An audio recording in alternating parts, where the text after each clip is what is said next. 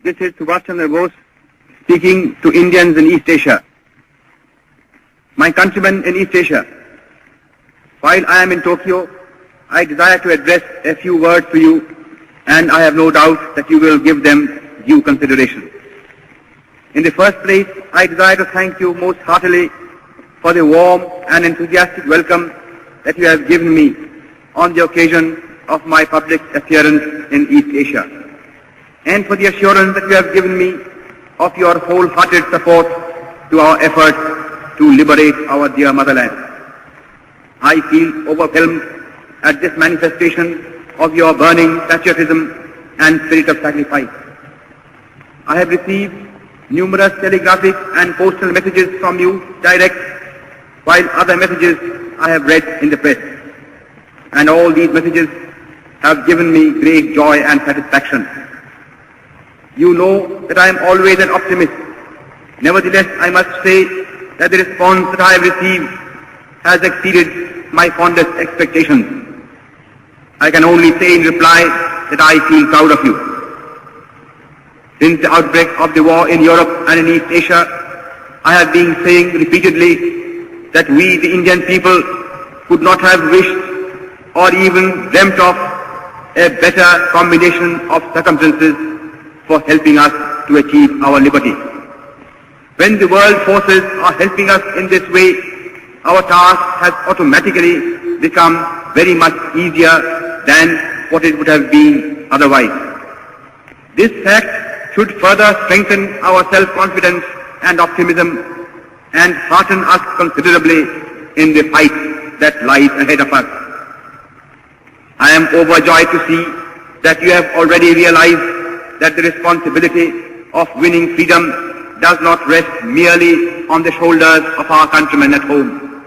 It is but natural that they should bear the brunt of the burden, and they have been doing so already. But at the same time, every Indian, no matter where he may be living at the present time, has a duty towards his country, and he must contribute his due share towards the final victory. I am convinced that India cannot hope to be free until all Indians living abroad perform their duty in this momentous world crisis. Owing to the fact that the tripartite powers have been giving their fullest support to Indian independence, it is comparatively easy for Indians living in Axis countries or in countries controlled by the Axis powers to play their part in the national struggle. Consequently, among those Indians who are now abroad, I expect that Indians living in Axis countries or in countries controlled by the Axis powers will render the maximum service to their motherland. Here in East Asia, you have seen for yourselves how deep is the interest in and sympathy for Indian independence.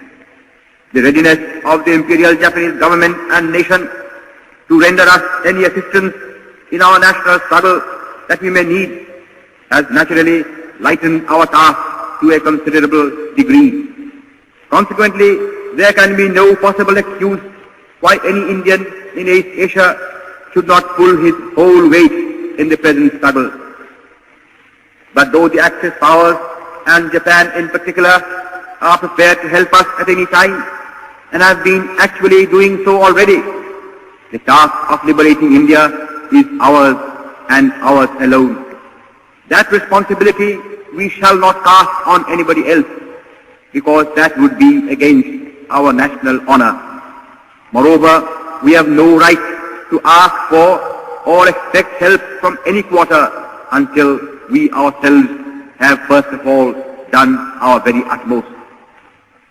Our countrymen and our sisters and brothers at home have been doing their best in the circumstances in which they are placed.